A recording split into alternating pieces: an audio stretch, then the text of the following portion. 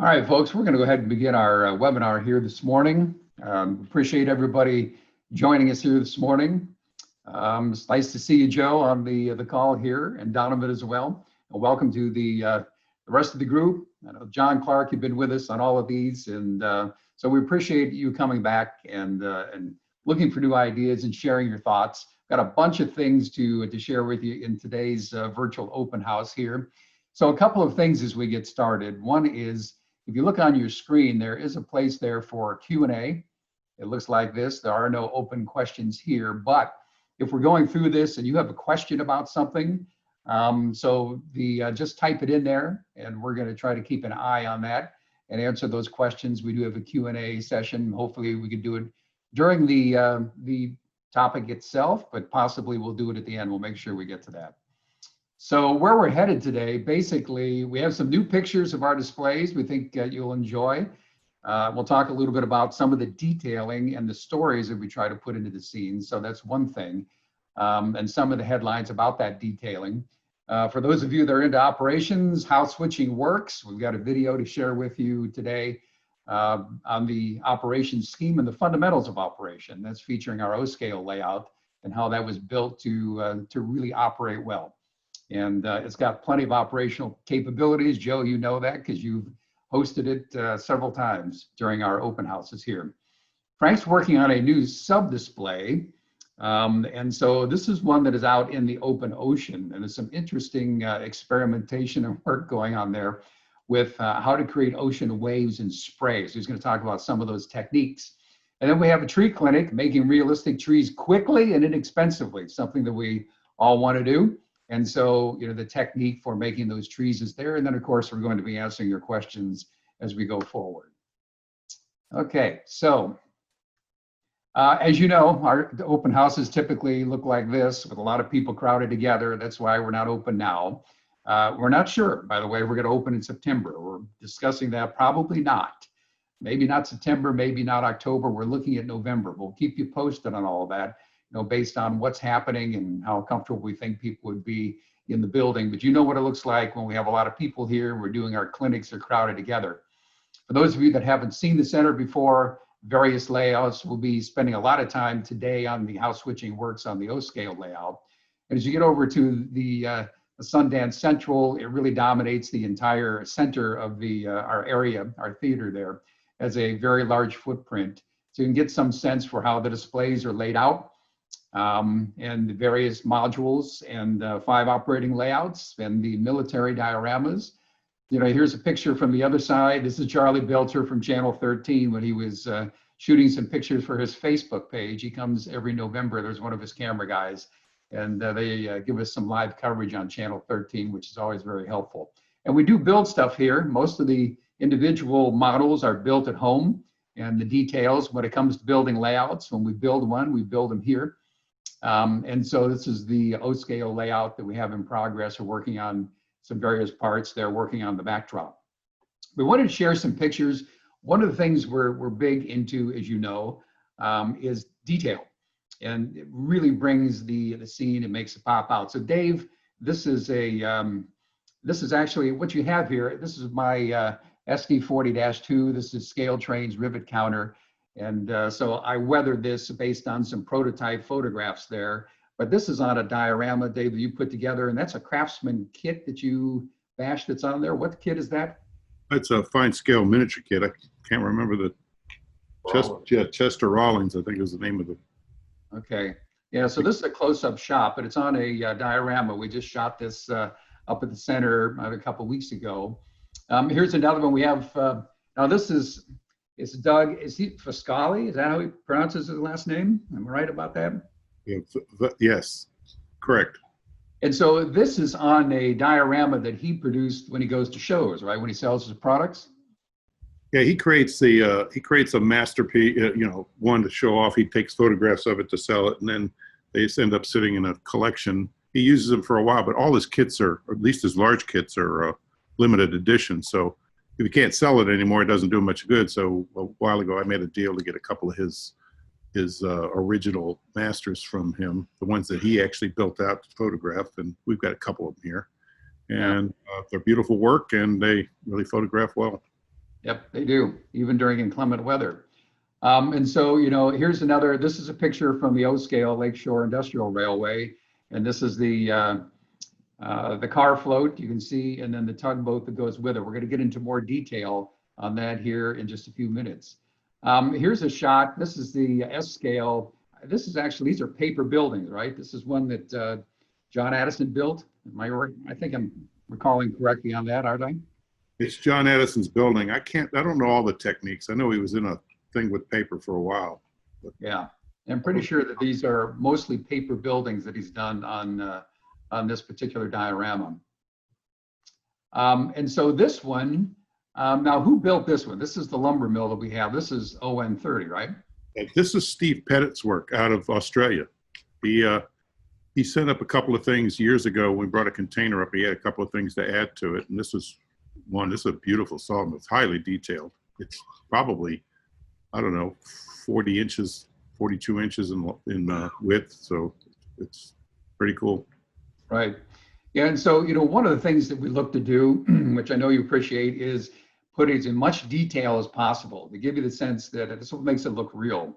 And so there's a lot of time spent on the detail, whether it's an artist like this or one of the ones that we do. Here's a good example, Frank. So should unmute yourself. Tell us a little bit about the story. This is under Frank's trestle on the Sundance Central, Banjo Billy's. Well, I had two friends that I was in sport fishing with. One was Bill Robinson and one was Jack Whittenborn, and they used to they were on a TV show one time, and the host referred to him as Banjo Billy and Calico Jack. So I made this little tribute to him. There's Jack sitting there painting up some floats, and yeah, this is on the Sundance Central of my waterfall area, and it's just a tribute to two old friends. Yep, there you go. And I see that you're already working in frothy water, which you're doing much greater level now with the sub-diorama we'll look at here in a little bit. And so here, Richard, this is, again, on the Sundance Central, 1 to 20.3, the Old Faith Church. One of the things we try to do is build stories into all of these. So tell us a little bit about this one, Rich. Basically, I built the church. It was really dedicated to one of our members who passed away, Dale McEwen. He was really a churchgoer. Part of the original church he went to was Old Faith Church. That's because the name that's on here. It's all scratch built and with an interior that's lit. Isn't there a wedding going on inside? Am I right about that? Well, it's kind of the ribbons on the pews and stuff really are made for Christmas. Okay. The ribbons red and green. Okay. Yep. And you see there's a cemetery right next to it, and if you look in detail there, we won't go into it today, but read some of the stuff on the headstones. There's plenty of stories in there as well. Let's move on to this one, Rich. This is your a Sundance Station. Yes, it is. The footprint was really small between our tracks that we had. So it's actually a prototype station. Can't remember the name, maybe Dave remembers. But basically it was scratch built. All the stones are foam, cut individually and glued together, then painted. The roof is all aluminum that's run through a roller that's made for the artist when they need to get their paint out of their tubes, and it corrugates it, makes it like corrugated metal. And again, it's got powders and what to give the rust effect. Yeah, and so, a key on this is you try to build stories into this. As those of you that have seen the Sundance Central know, there's barely anything. This might be the only model that isn't weathered on the Sundance Central because it's somebody's car. It's being polished at the moment, right? So, yeah, it's basically, as you can see, the grandmother and the two little kids walking to the depot, and I just felt, that she probably kept it clean and she hired somebody to clean it up. As you can see, the guy kneeling down, wiping it all down. So that's why we kept it, pristine and not weathered like the other items on the layout. Yeah, so Rich, the figures on this, are these our figures, these commercial figures? I know you're trying to tell a story with the people, guy loading the bag, directing in the back, the guy in the blue. The figures that are the grandma and the two kids and the guy loading and the guy shouting in the back are Chrysler figures. The guy doing the polishing was a custom figure that we had gotten a hold of at one time. Can't remember exactly who did that. Okay. So again, you know, trying to tell a story in each one of the scenes. Jim, go back. Can you go back for just 1 second? You might want to explain that track arrangement. There are three. Oh yeah, the track arrangement in front is dual gauge. As you can see, the Sundance Central is narrow gauge. It's 3 foot between the rails, and standard gauge was 4 foot 8.5 inches between the rails. That's why you see that third rail out there. So it's kind of an interchange. The boxcar that you see in the background, Frank built, it's 1 to 20, but it's standard gauge, so it's bigger than the other narrow gauge boxcars that you would see. So when you come to the center, you'll see the difference between the two.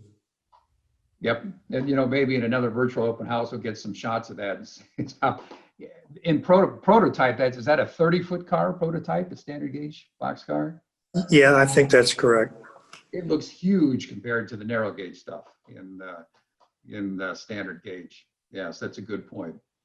Some other points there. Here we're over on the S-scale layout. This is John Addison, Silverton Central.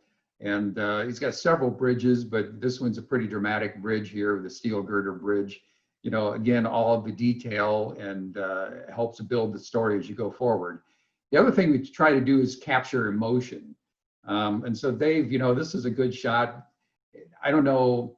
I know Luca did these figures. Did you tell him how you wanted it staged, what we wanted those people on the motorcycle doing? How did that come about?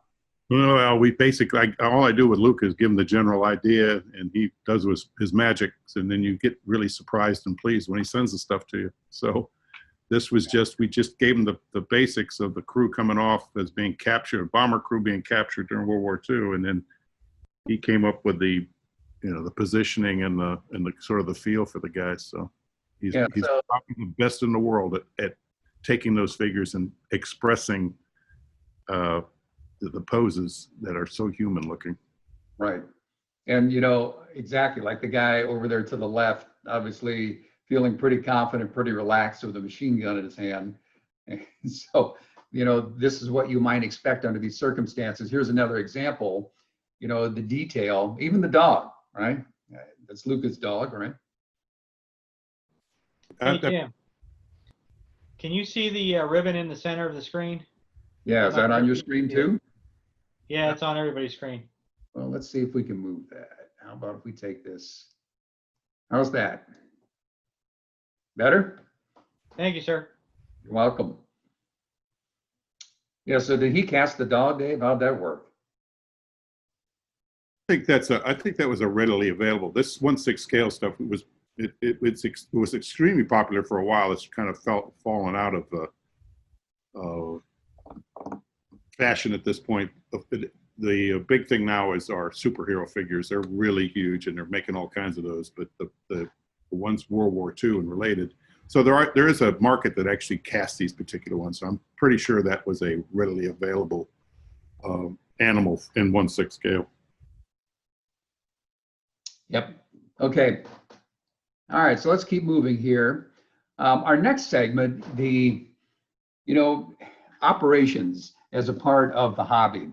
Very interesting. There are many of us that have been building models for years and running trains. But, you know, several years ago, I got involved with some operations groups here in Tampa and also Bradenton, and learned a lot about operations. It really adds a lot to the hobby. And so at the center, that's why I went to the guys here and said, hey, here's an idea. What if we wanted to build an O-scale layout. I said, what if we built a switching layout that had good operational capabilities and we made it interactive? And this has actually proved to be one of our more popular attractions here.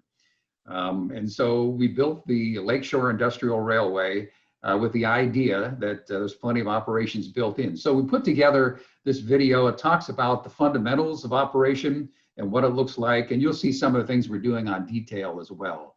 So let's go ahead and take a look at this.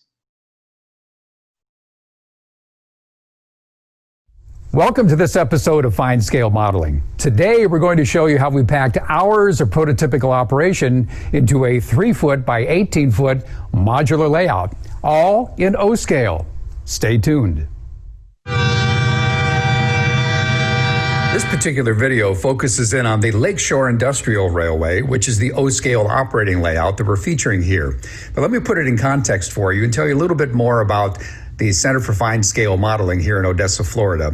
Basically, we have 5 operating train layouts here. Most of them are in larger scales. We do have an S-scale layout, another O-scale layout, and we have actually a large-scale layout in FN3, 1 to 20.3. In addition to this, we have dozens of military dioramas and displays that are scattered throughout the center. And a lot of this, most of this, is what we have scratch-built ourselves, but we also have artisans from all over the world that have contributed to a number of the layouts and certainly the military dioramas. We've collected it all in one location here.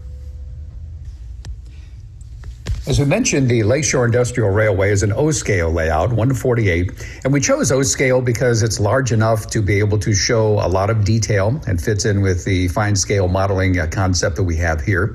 And it's also a nice operating scale. Now, it does present a challenge because we only have 3 feet by 18 feet, that is 3 by 6 foot modules to develop this railroad, but with 14 turnouts, the right track design, and good switch list and operating scheme, there's a lot of operation built into this layout.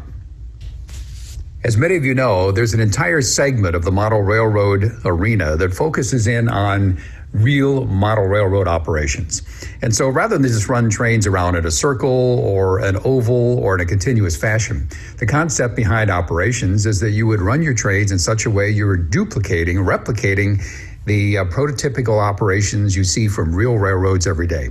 And real railroads have scheduled trains, they are on schedules, they have destinations, they drop off cars, they switch cars, they pick up at industries, they deliver to industries, they move cars around at industries for various unloading schedules. They move those back to the yard. In the yard, they sort those cars and they put them out on a different train for a different destination.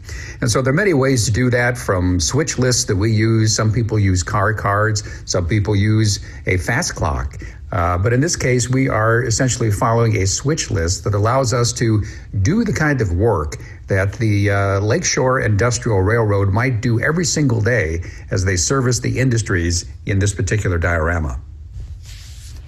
The Lakeshore Industrial Railway is the first truly interactive display we have here at the center. Our intent was to give our guests a chance to have a throttle in hand, to actually run a train, to make a move, to get something accomplished, and it's been extremely well received. We run this as a 2-person crew, so our guests have a throttle in hand as the engineer actually operating the locomotive. And by the way, we have installed a governor on the throttle, so locomotive only goes so fast. After all, we're in a switching yard here. We don't want any runaway locomotives. Second person on the crew is part of our crew, and that's the Brakeman. And what the Brakeman does is several things. One is determines the next move. That is, as we do the ebb and flow between picking up and dropping off, determining what the next move is, showing the engineer where to take the locomotive to be able to execute that move, and it also aligns the switches so that the turnouts are set in such a way that the locomotive goes where it needs to go. We operate the railroad based on switch lists, and we have several versions of the switch list. Here you see switch list number 1. Now, we attempted to make this as simple and as intuitive as possible. You can see the track layout, the diagram there at the top, and it shows the location of every single one of the industries that you might be picking up from or doing a set out to. And that also shows the location of the staging yard and the interchange track. So on the left-hand side, we have setouts. For example, if I'm going to be setting out a C&O car there at a Westinghouse, I need to know where it is.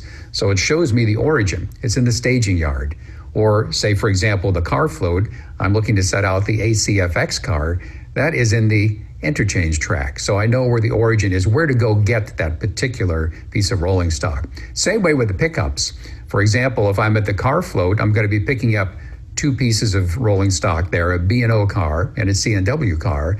I need to know where to take them. So it lists the staging yard as the destination, as opposed to the North Shore Boxcar, which you can see on the next line. I know the destination is the interchange track. So this becomes my guide, and for the person that's performing the role of the brakeman or the conductor, a guide to help our engineer determine what the next steps would be and where the locations are to pick up and the destinations to find those cars and where to deliver.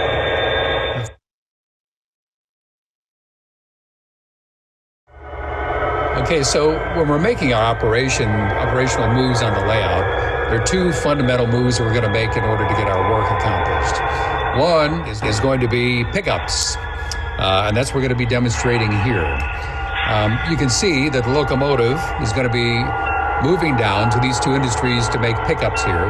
We know from our switch list that the C&O Boxcar has to be picked up from the Westinghouse plant. So that's the first move that we're going to make here. And while we're on this particular move, we're going to continue down to pick up the Union Pacific Boxcar, which is in front of Jody's warehouse, and shipping, we know from the switch list, that's a pickup as well. All right, so now we've accomplished the pickup on those two cars. We're going to be pulling them out and taking them back to the yard so that we can put them in for sorting and for storage.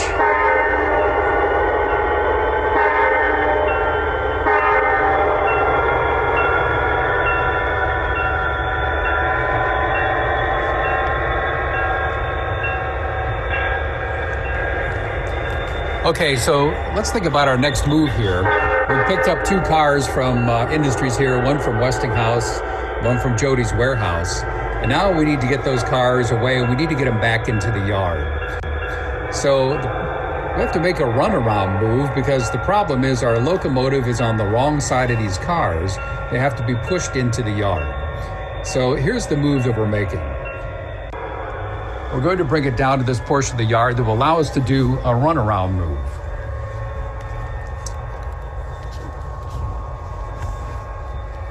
So, pushing the cars down to this portion of the yard, we're going to push the cars down about this far right here. All right, so now we have those cars in position.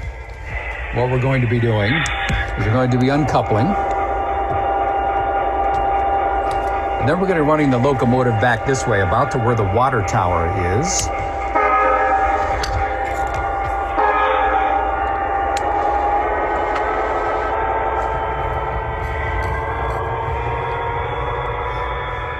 And so now that the locomotive is in position there, we're going to stop it. Then we're going to bring that locomotive back in this direction so that we can run around to the other side of these cars, because our yard is actually in this direction, so we have to be able to push those cars into the yard.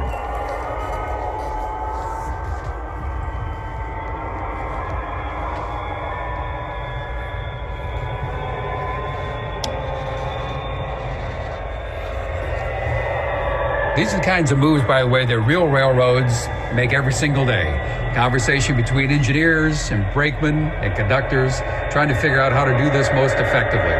So we stop our locomotive right about here.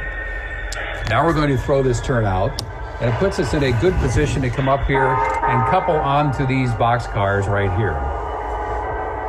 So by making this runaround move, effectively what we've done is we've put the locomotive on the opposite end of where these cars were when we picked them up.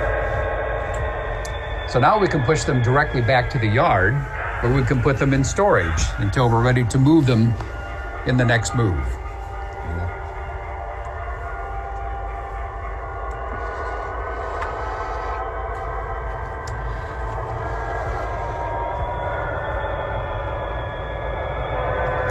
So the real world, and in this world too, the best combinations between engineers and brakemen and conductors is figuring out how to get the work done in the most efficient manner with the least amount of moves in the least amount of time. All right, there are two basic moves that we talked about before when you're completing your work here on the switching layout. One we demonstrated already, and that was picking up the cars that need to be delivered back to the yards. Those are the pickups. What we're demonstrating here now would be set-outs.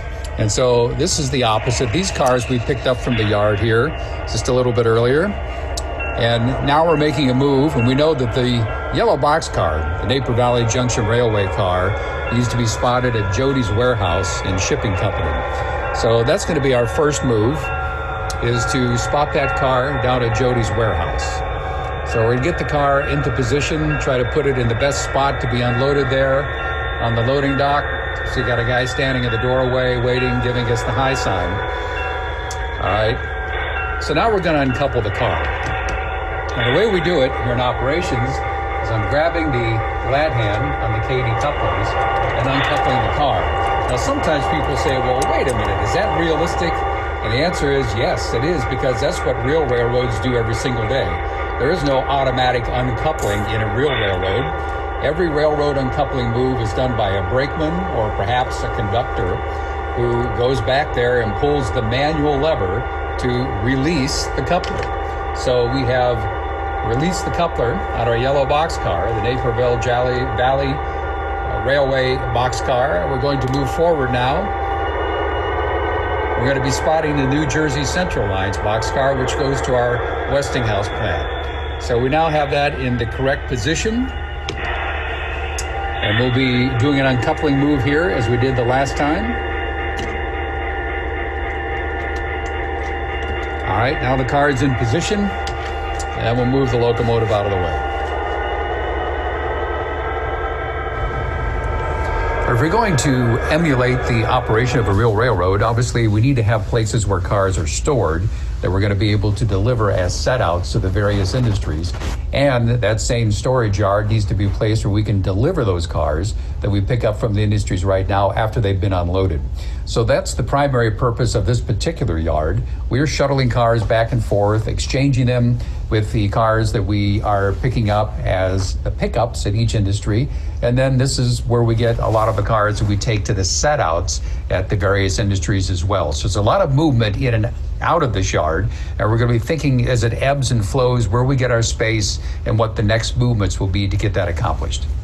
The other thing we built into the railroad is a second destination and storage area, which is an exchange track. As you can see, we have an exchange track here that exchanges with another mainline railroad. And so on the exchange track, there might be cars delivered there by the other railroad that would be shuttled into our yard and eventually in and delivered to our various industries. The other thing is this would be a second destination for us as we pick up cars from the various industries that need to be shuttled to the railroad where we have the exchange track.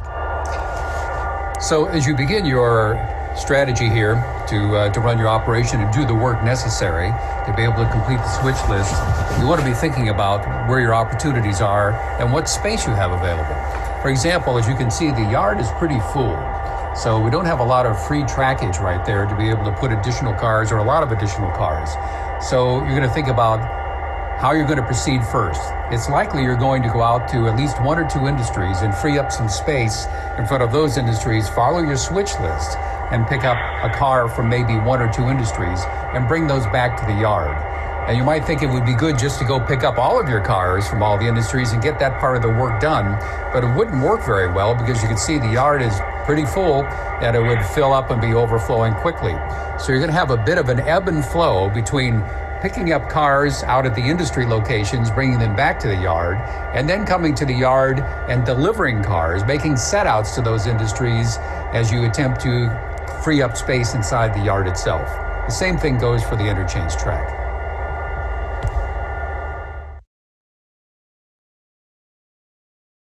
Part of creating a prototypical operation is making sure that everything looks real.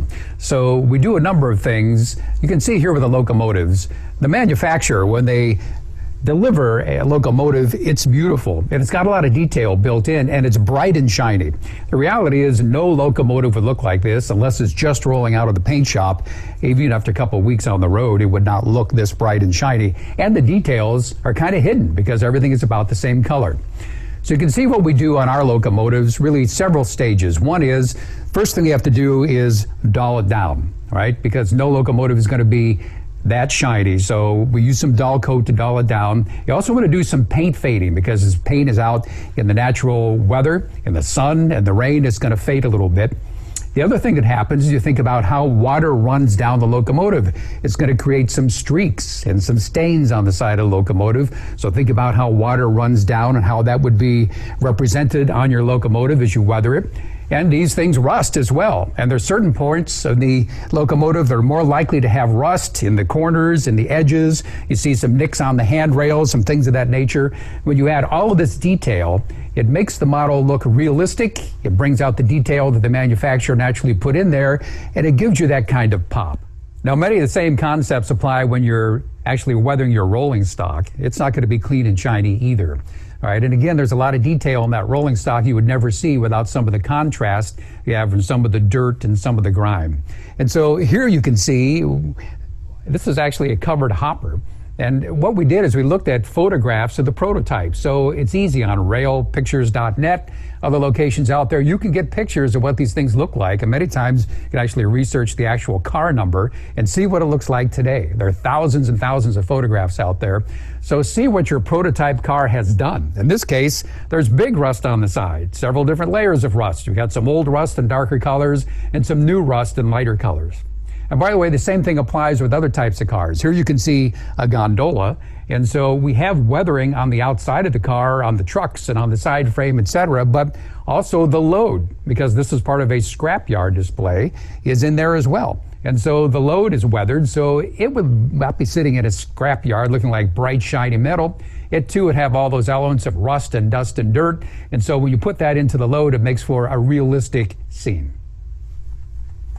Thanks for joining us for this video, and look for others we're going to be publishing in the future. Be sure to subscribe to our channel right on the page or on your screen, and like this video as well. If you want to be notified when we publish new videos, just click on the bell. If you want to know more about the Center for Fine Scale Modeling, visit us at www.finescalemodeling.org. We're open the third Saturday of every month, September through May. And if you have a chance to visit us in Odessa, Florida, that would be great. Until next time, take care. Hey, Jim, there was a question about the track. If it was hand laid, how you did it?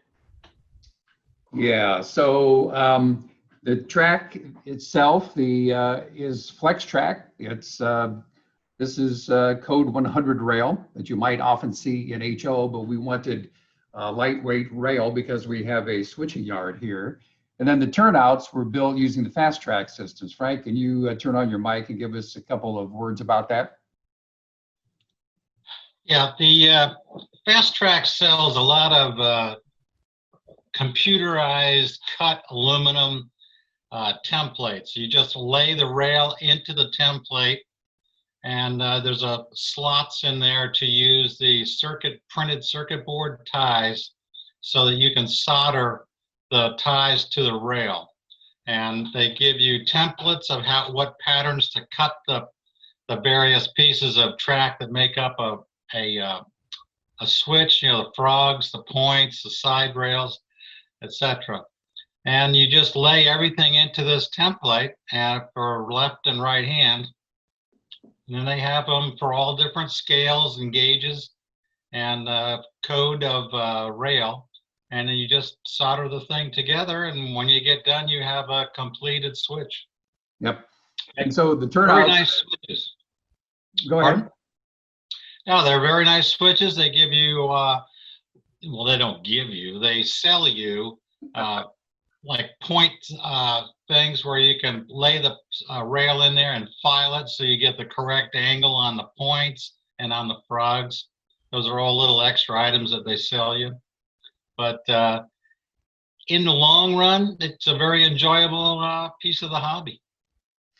And you can see with the flex track, with good weathering on the flex track, you can make it look nice. And the turnouts work well. We use tortoise switch machines on all the turnouts as well.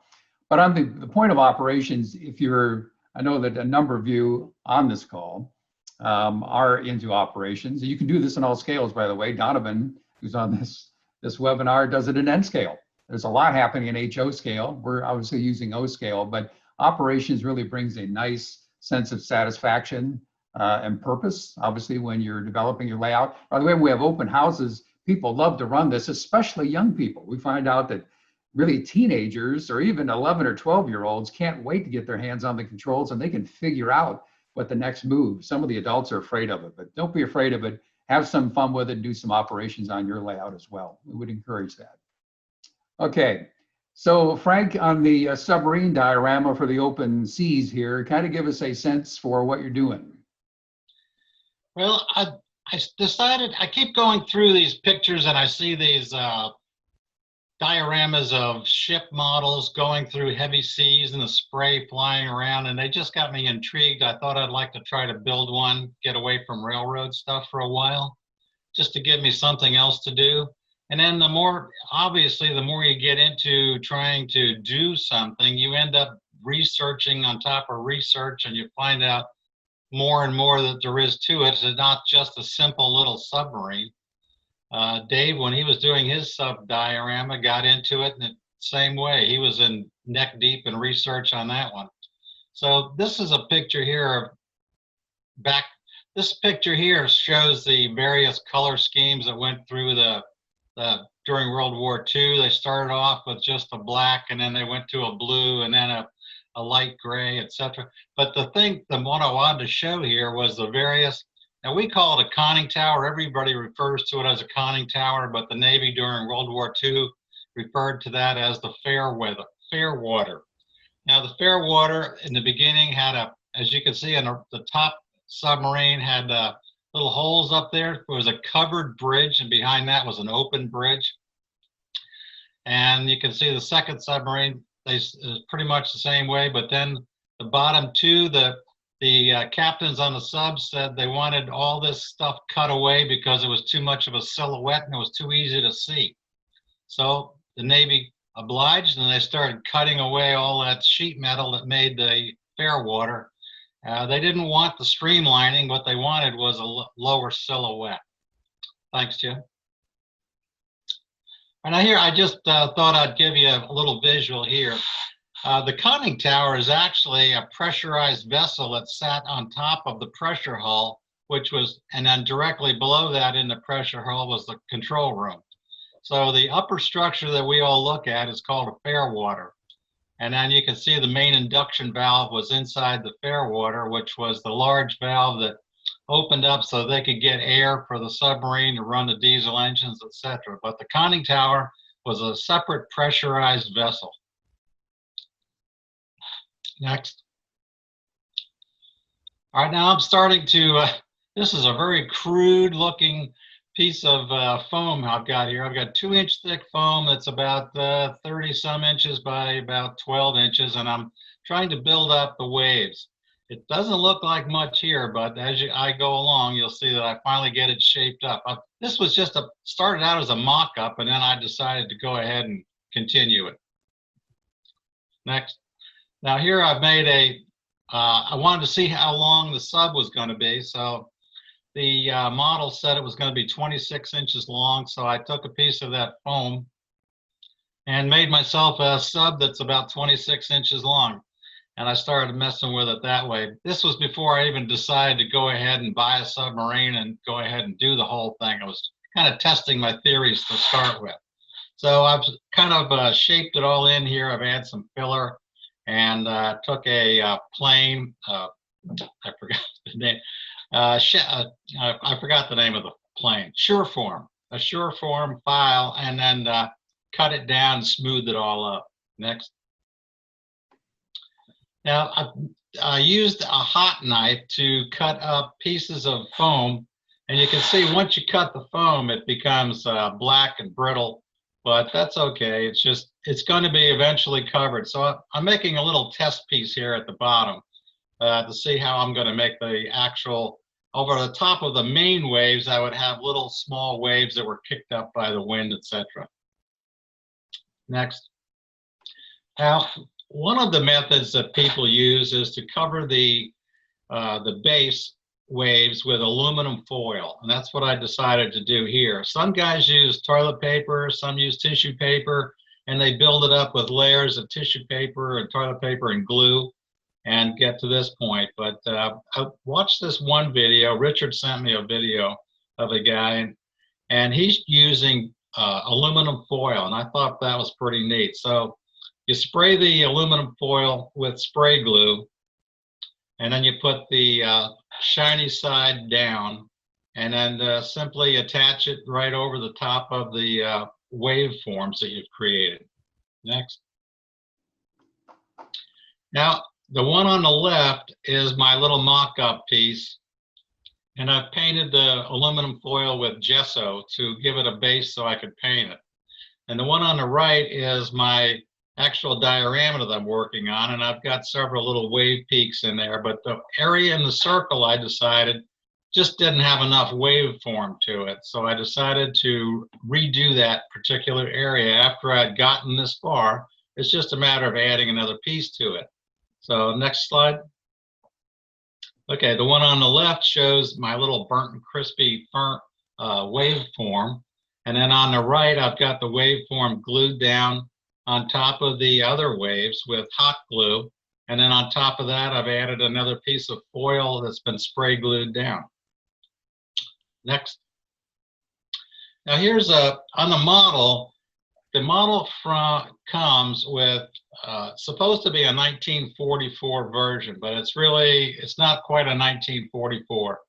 So I had to move some masts around and cut down the fair water some more. So on the left side, it shows you I cut down the sides and then the base of the front of the fair water. And then on the right picture shows the moving around the masts, the radar masts, etc. And the SJ radar was mainly used for sweeping position indicator of where they were, and the ST was an early warning aircraft, and the SV was later on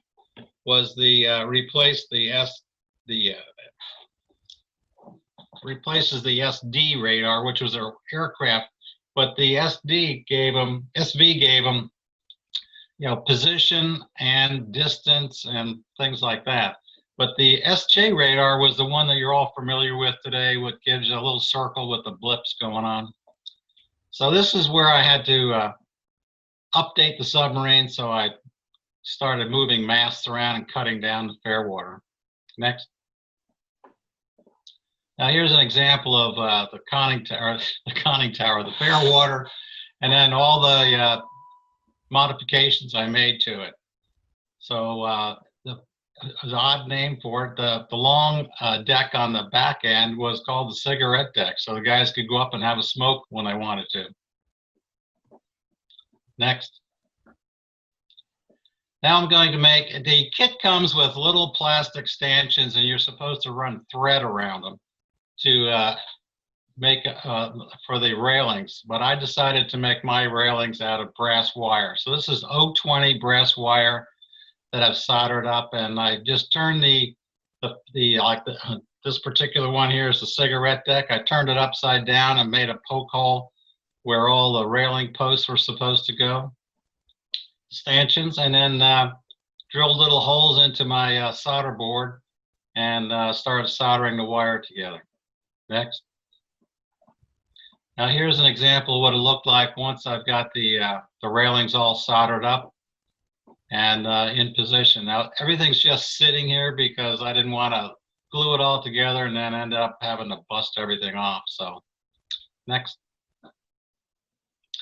Now I've got the waves created pretty much the way I wanted to, but I had a large hole where the sub went. So I had to bring the pieces of foam up to the sub so I could get the sub to fit in nice and snug. So I just wrapped the actual model with plastic bags and then made up little pieces of the burn up waveform and then pushed them right up against the sub.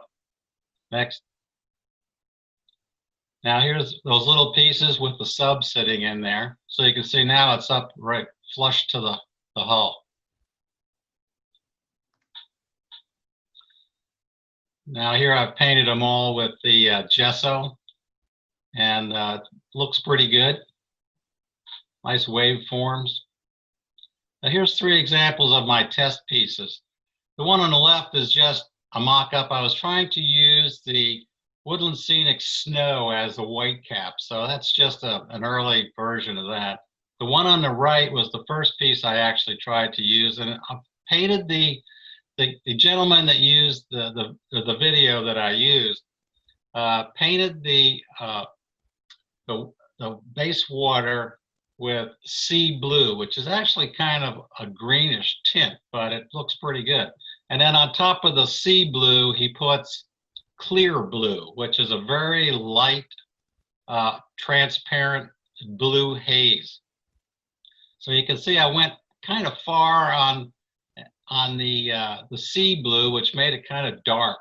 So the one in the middle is an example of where I made another one of these wave mock-ups, but I didn't go as far into the dark sea blue. So I thought I would leave it light and I could come back and kind of tune it up and bring it a little closer. So I wouldn't, because once you make it dark, you can't go back to the light again because you're working on top of that white gesso. Next. Now I'm starting to mess around with some of the waves. I'm using the Woodland Scenic Snow for the crests, and I'm using cotton, that comes in the pill bottles. It's actually really good stuff to make waves with. And you first I put it down with just water, and then I get it to where I want it, and then I take Mod Podge and glue it down with the Mod Podge. And then I came back and added some highlights of white paint with kind of like a dry brush effect in there. So, and this is just my little experimentation pieces on how to make waves, because this is a total different thing for me to go. I've never made water dioramas before, so I'm making a lot of experimentation pieces. Next. This is just another picture of my experimentation piece. And I thought maybe for the sides I would use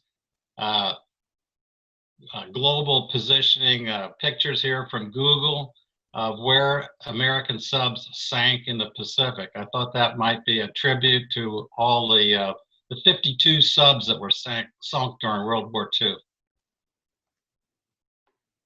Now here's my Mod Podge, the Woodland Scenic Snowflake, and the Liquitex Heavy Gel.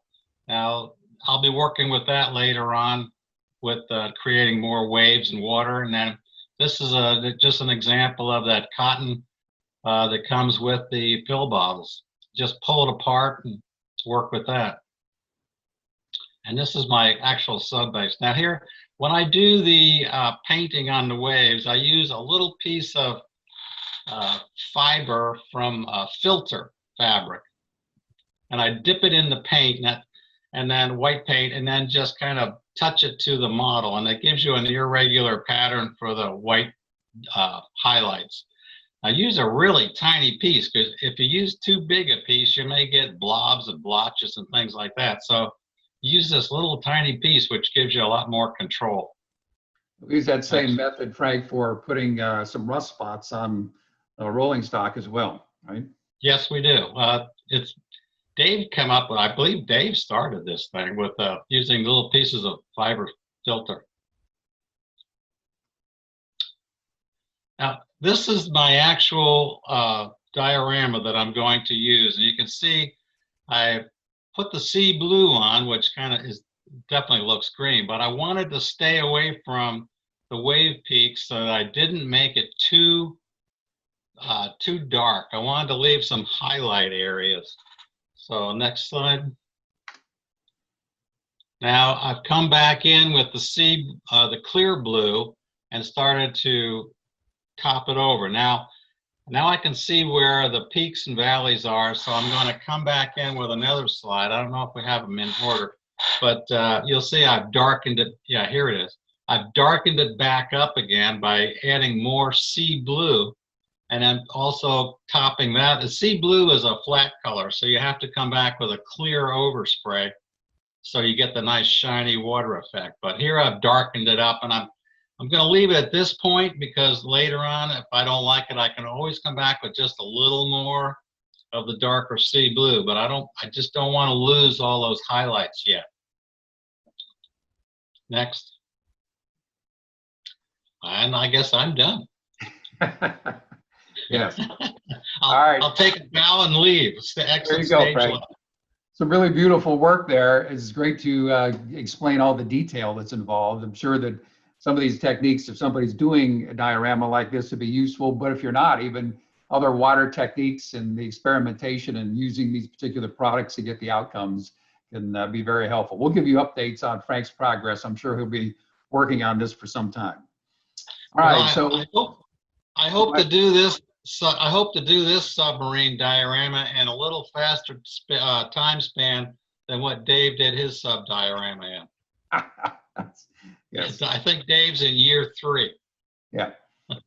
Yes. I'm Okay, sure thanks there's a lot, plenty to Jim, say and, about that, about everybody the take complexity care. of the project, but okay, we have one more segment that we're going to be working on today. We run a little bit past our hour, but if you really want to get a quick and easy way to make some nice looking trees, that's what this is all about. Many of you have seen some of the trees that we make. Some of these trees are in other layouts here in the Tampa Bay area as well. But this is about 15 minutes on how to put together these trees, to do it so they look realistic. And take notes on this. There's a lot of cool techniques. This is something you can definitely do. Pretty easy to do.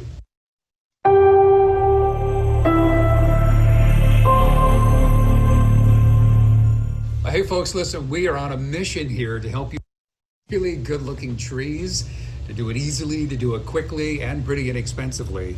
You know, you think about how important it is to have trees as a good model. I mean, trees are a model. I've seen some really great railroads that people have done and other displays where the buildings are beautiful, the track work is gorgeous, it operates well. You know, they've spent a lot of time on other details. When it comes to the trees, all right, they look a little monochromatic, all the same color, and I see some plastic trunks out of tree kits. We like to do away with that, all right? So I'll show you a way to make trees pretty quickly and certainly inexpensively and to make them look natural. Now, what makes for a good looking tree? You can see an example right here. All right, what you want in a tree is, first of all, to begin with natural materials. All right, so you see we're not using plastic trunks here. Here's an example. We love to use sagebrush material. You can get this at a lot of places out west. Some people have sent some to us. There's some companies that sell it. Woodland Scenics does on the Super Trees box. Now you can get Super Trees material that comes with some of these. What you want is you want something that looks like wood, is woody. It's got some texture to it. Okay, you can see that essentially. There almost looks like it has bark on it. Now, by the way, if you don't want to go to the trouble of getting sagebrush, you can also be observant and maybe see some things in your own backyard. Here's a good example right here. This is a branch that I found in my backyard. I was looking at that saying, you know what? That could be a tree. It's got a little bit of detail on the side, little things popping out, a little bit of different color on the branch material, kind of looks like bark. And so you want to begin with natural material. All right, so here's the outcome we're looking for with a tree. All right, basically what you want your tree is you want to have color, different colors. When you take a look at a tree, you might think, well, a tree is green. A tree isn't just green. Drive by, watch trees, take a walk, look at nature. Trees have many different colors of green due to shadows and due to texture and due to sunlight, and brown leaves, gray leaves in there too.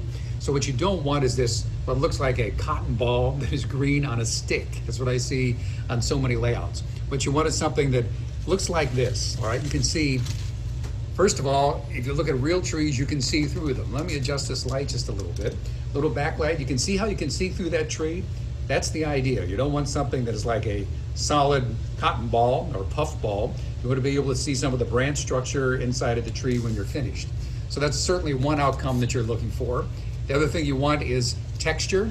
All right, trees are not perfectly round. They have some texture. You want texture in the branches. You want different colors with your leaf structure.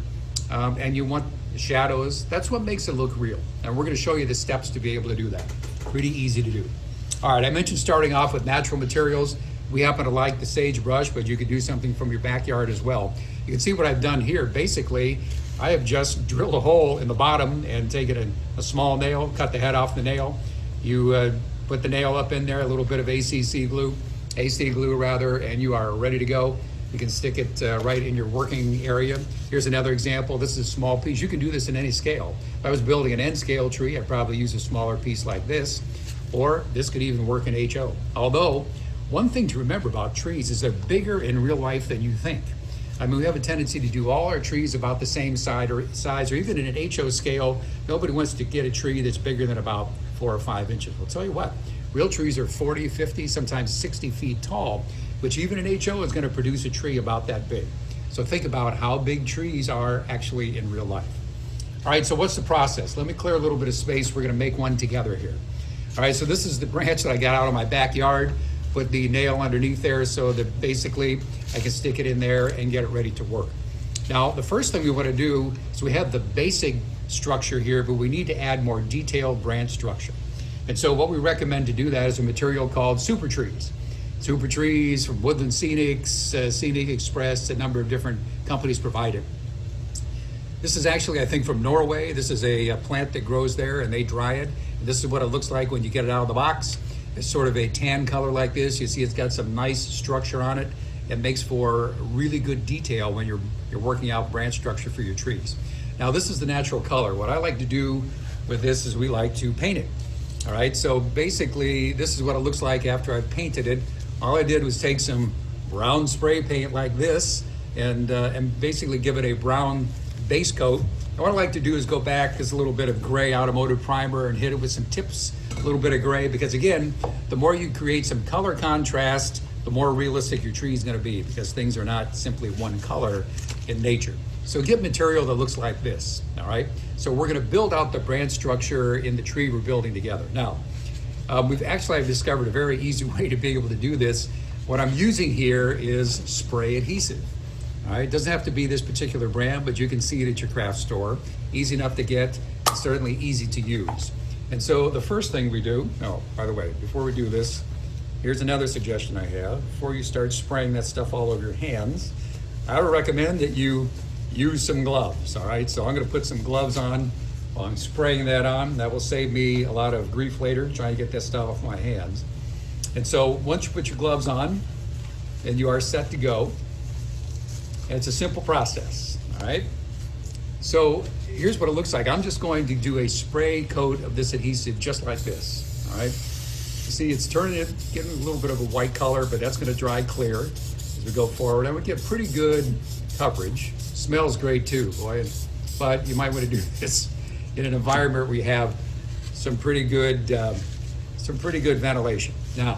Now we have the basis to be able to stick these pieces on. So I'm gonna begin by building the tree. I'm thinking about what I might do here on the bottom. As I start to build this out, there's one piece that's sticking already. And this part, I guess you might think of a little bit as like flower arranging in many ways. Now, by the way, sometimes you'll see on this, they have these little leaves in there that are part of these super trees. I like to take those things out because I don't think they add anything to the structure or to the final presentation. So see, I cut a piece off there. I'm gonna build another piece here on my base, all right? It's sticking in place just the way that I want it. By the way, this stuff stays tacky for a while, which certainly is convenient as you're building it out. So I'm looking at my tree here, thinking, what do I need piece by piece to be able to build this out?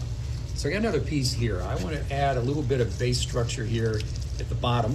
So I'm going to stick this piece right in here. Now it doesn't quite have the angle that I'm looking for, so I'm moving it up. There we go. Now we're getting a little bit closer. Now I'm looking at my material. See, I got a bunch of it over here that I actually sprayed last night. So I begin looking around. At the bottom, I like to get some of these longer branches like this. See, I'm taking some of those leaves out that I don't like, that I don't think add anything to it. I'm starting to build a structure, the base of the tree. So I got that piece in there. All right, still got some more work to do, as you can see. This is a pretty good piece right here. I happen to like this because it's relatively short and it's got pretty good branch structure. I need something a little bit heftier toward the bottom. So I'm gonna put that piece in there. We'll see how well it sticks. It seems to be doing pretty well. Come over here and get some more material.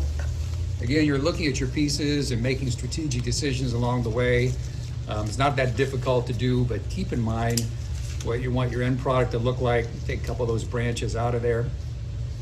So I'm going to add this piece right in here because I need some more structure on this side.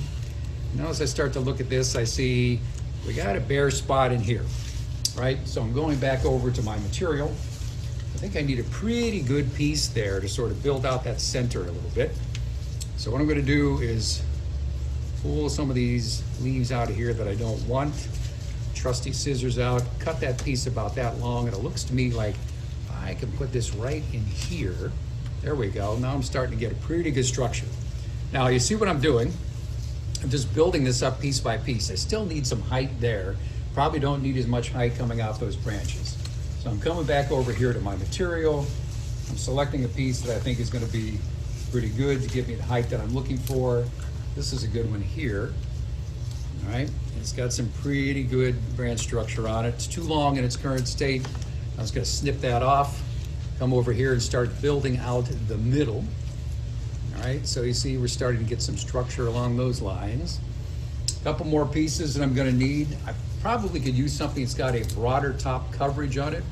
That's why I'm kind of thinking about this piece right here. Cut that off. Again, there's one of those little leaves that drives me nuts. I'm cutting that out of there. So I can put this over here.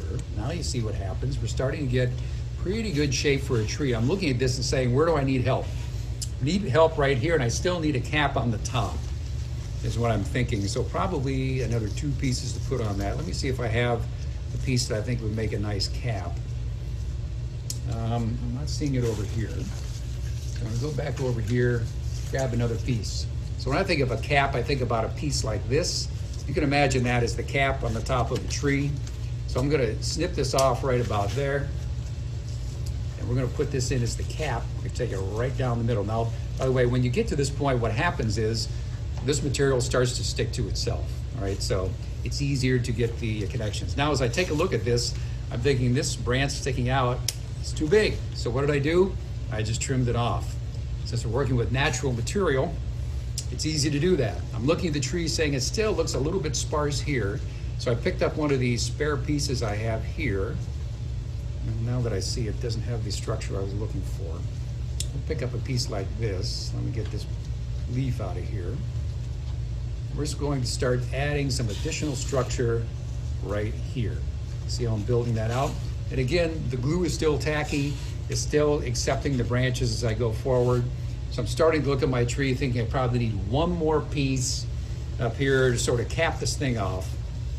Let me see what I got down here. By the way, you're going to use all these pieces as you build additional trees, so make sure you hang on to them.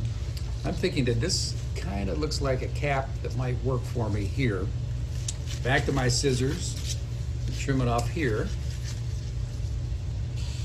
And boom, got that in place. Now, here's what we have. We have something that looks pretty good. It looks like a tree. If I look at something and I see something that I don't like that's maybe out of structure a little bit, I just trim it off a little bit. But again, I'm not worried about making this look perfectly round, because if you look at real trees, very seldom are they perfectly round. I'm cutting a little bit more off the tip there. There's a little bit of a branch sticking out there. All right? So I may trim just a little bit off this edge like this. All right, so now we have a pretty good structure on a tree. As I look at it, it looks a little bit flat on this side. I'm gonna add one more piece. I should be able to do that pretty easily with this extra material I have left over. I go in here, trim that short, right about that level. Yep, and then I'm gonna put this right in here, kind of finish out that side just a little bit. All right, so now I'm liking what I'm seeing. Trim off this just a little bit. So again, you can see through this, right? Because we got good structure, we have the basic structure in place, and we had additional detail structure with the super trees material. So the only thing we have left to do at this point is we need to, oh, by the way, I see one more bare spot. I'm sorry. I just can't look at this and let this go by. And we're in the perfect opportunity to fix it right now. See, I just pulled off some additional material and put it right there so I didn't have a branch showing on the edge.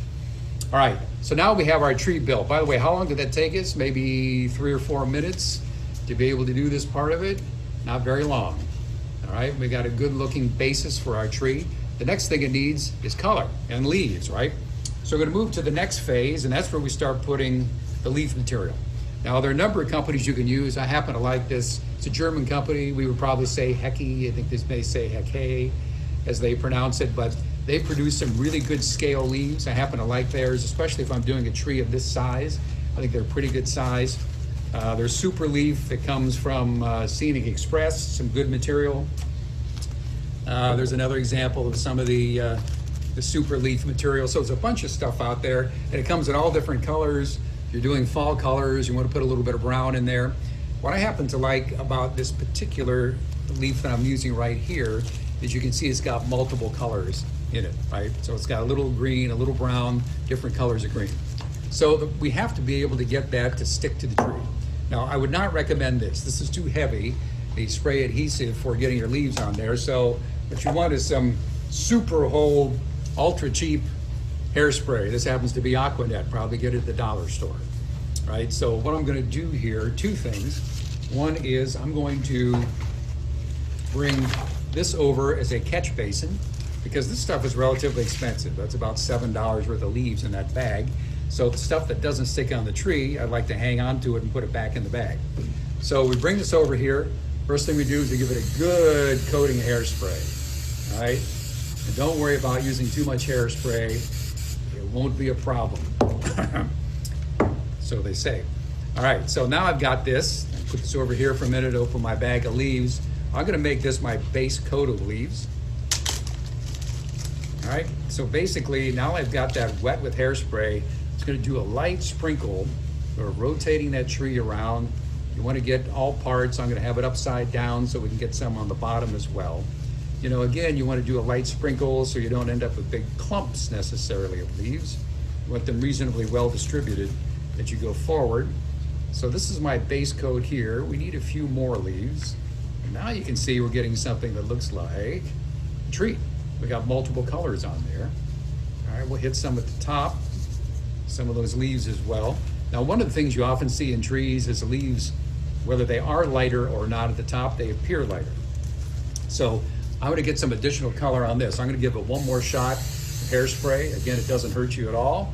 Let me set this aside for a minute. I got a lighter color of green that I'm gonna use here. And we're gonna go and add some of that lighter color of green, especially to the top parts of the tree. Again, what you want is color, texture, shadows, contrast, so your trees don't look like cotton candy on a stick, or look like real trees. Okay, so check it out. All right, now we have a tree. It's got some nice structure to it. You can see through it, all right? You see that there's a branch structure in there. So it's not just a solid puff of cotton or fiberfill material. It doesn't have a plastic trunk. It's got real wood for a trunk. It's got nice structure to it, and we have some different colors and color variations to make it look like a real tree. You know, once you get an assembly line going on this, I think you probably, once you get your armatures in place and get the, you know, your nails on the bottom, be able to stick them so you can work them, you can probably make these trees in about 5 minutes or less each. It's really not that difficult to do. And so they look so much better than so many tree kits. There are some really nice scale trees out there, by the way. If you go to take a look, but they're about 10 bucks a piece. And if you have 100 trees to make, that's a lot of money. But you can make these things pretty quickly and pretty cheap, all right? So what I'll do is after, see, our spray adhesive left a little bit of material on the trunk. That might look okay, but if I don't want it there afterwards, all I have to do is sort of scrape that off after it dries. So we just made a tree. You can do this. It's easy enough to do. Natural materials, okay? Start with a good armature, you know, then get your super tree materials, paint it brown, add a little bit of gray highlight if you'd like to do that. Get your spray adhesive, spray the thing down. You got plenty of time then to build your structure. Hit it with some hairspray and put your scale leaves on, and boom, you have trees that look really good.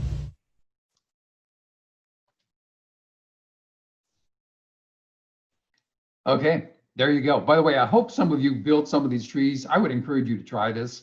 This is definitely something you can do, and you can see it really can enhance your modeling work to have a bunch of trees that look realistic and experiment with the colors. John Addison loves to do these things in fall colors. And so plenty of different colors and textures of leaves are available out there. So we would encourage you to do this. Okay, so just a couple things as we wrap up. Our YouTube channel, these videos that you saw are available on our YouTube channel, as well as we put all of our past virtual open houses up there on the YouTube channel. There's a lot there. We're building more and more content.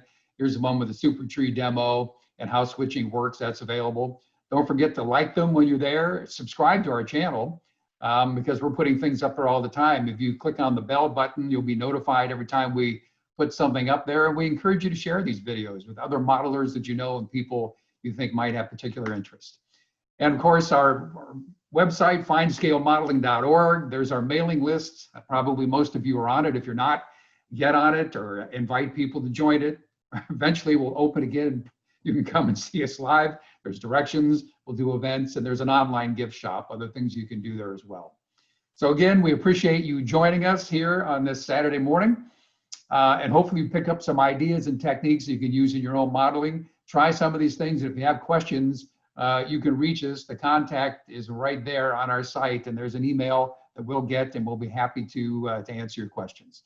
So again, thank you for joining us, and we'll see you next month. Take care, everybody.